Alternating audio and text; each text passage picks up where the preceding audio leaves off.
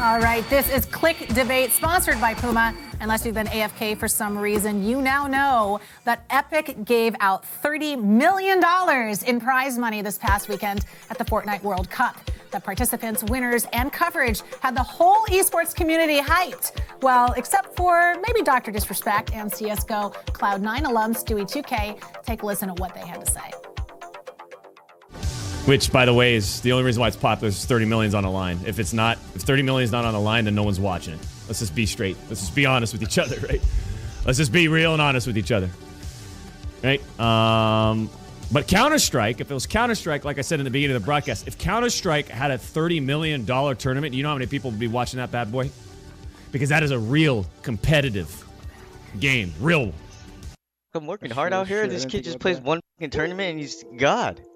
Bro, he like beat my whole career life earnings in one tournament. And you Strong opinions there. All right, before we get started, we would like you, the viewers, to participate in Twitch chat for a chance to win a Puma gift card. At the end of Monty and Froden's arguments, let us know who you think won the debate with the hashtag #ClickDebate. One randomly selected winner will receive a Puma gift card. Sorry, you got to be 18 years or older and live in NA. All right, guys, so Fortnite broke the Twitch record for concurrent views of an esport event with 1.3 million, which is insane. So does a higher prize pool translate into more views? Monty, what do you think? No. And in fact, I disagree with Dr. Disrespect on this topic that just because you have a higher prize pool does not necessarily mean you're going to have more viewers. Obviously, this was a hyped up event from Fortnite because of the fact that they basically had tens of millions, I think 40 or 50 million people trying to qualify for this event. So many of those people who are attempting to qualify are going to want to see the end results.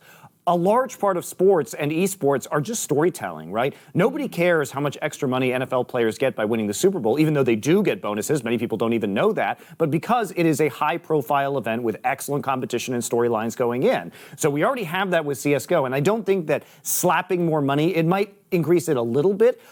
What it generally does is not increase the viewership, I think. It increases the PR that you get as a result of the tournament. And we saw that, obviously, with Booga going on Jimmy Fallon. These are things that I don't think would have happened if he didn't win $3 million. So I think the effectiveness of it as a marketing stunt to get people outside of the world of competitive gaming is bolstered by the fact that they spent $30 million. But you have to look at it as marketing, not the fact that a lot more people in the moment looked at it, but after the fact, more people looked at it. It is true, and I think there were a lot of hype leading up to it because of that and all the PR. All right, I get you. Froden? I mean, I feel like you just contradicted yourself. You're saying people are paying attention to it more because there's more money. But not viewership of the event itself. I paid attention to it because of the prize pool. So I do feel like just by that alone, my personal anecdote, I think it does impact. I don't think anyone can disagree because one of the things that people love and is part of storytelling, like you said, is high stakes.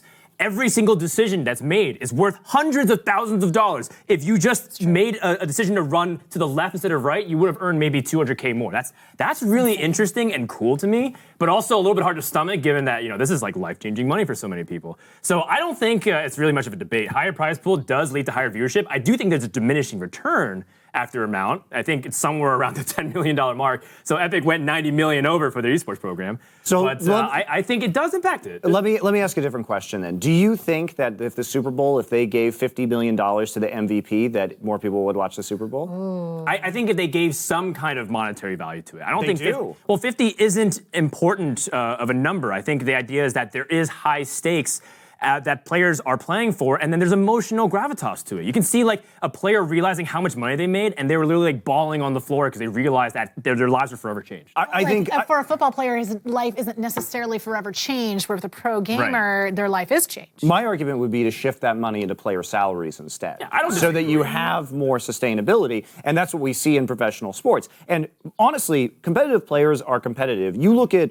pro players across genres. You know, certainly Stewie 2K, he is making a case in the clip that we saw before that he's kind of salty that this guy won so much money. But he's not going to go change games to Fortnite, right? Because at the end of the day, the primary driver of competitors is the competition of their choosing, and it's not always about the money. It's some about the money, but most of these guys would be trying just as hard, whether they had $1 million salary or whether they were winning millions of dollars. For example, League of Legends, there are players that make millions of dollars a year. The prize pool of League of Legends isn't as big as, say, the International, but the World Championship is the more viewed event. There's ways to do it that I think directs that money into players' pockets without having to have this giant prize pool. And I think it's more stable to do it that way, because if you give the teams control over the fact that they are going to be paying these players' salaries, it's easier to control them, to coach them. At the end of the day, I don't like big prize pools because I think it gives teenagers too much power over the entire competitive scene where they're not going to necessarily be playing with under the supervision of adults who are very well versed in the industry, who have their best interests in terms of coaching at heart when they may be reluctant to have that coaching. So I don't like big prize pools. I think that money should be funneled through the teams. It also really makes it about the money and not as much about the game. Because Fortnite's like, hey, season 10, millions of dollars in the line. It's very true. There's a lot of vocal streamers that said if they weren't getting paid the amount of money that they do for playing Fortnite, that they would probably have moved on to a different game. I always think that, being part of a game community, you always think the pros really don't like their game, but Fortnite's a different breed. There's a lot of top players who really don't like the game, but they realize it's their career and they've made their choice, and they're trying to make do with the best of the situation. But at the same time, I do think that the $100 million Fortnite esports ecosystem for this year was kind of a really good publicity stunt, because it's like, it almost feels like a stupid, like just random idea that some guy had in the boardroom, like, yeah, let's just throw like $100 million. What do you guys think? And everyone's like, I promise you that's how it happens. We're epic and we have billions of dollars. Exactly. But does that actually funnel parents to allow their kids to be That's a different topic. No. The question is, they're like, higher prize pool leads to higher viewership, and it does. We don't know. There's no debate. We don't know that. Because what they did was they threw a bunch of money at this instead of setting up better storytelling and a compelling competitive circuit, which we know is their plan because they're hiring people to do that, and they announced the Fortnite Championship Series. Right. So we don't have evidence that a better competitive circuit would not have resulted in more viewers. We don't have that evidence. I would say it would have. I don't disagree with that point, but I don't think that's what we're debating really here. It's whether or not they should have done it versus was it effective. I think it was. It was not as effective as that's plus one viewer, higher viewership by one. There's a lot of opinions here. All right, guys, what do you think in chat? Because that is it for Click Debate, sponsored by Puma. Remember to let us know who you thought won with the hashtag Click Debate. Monty or Frodan?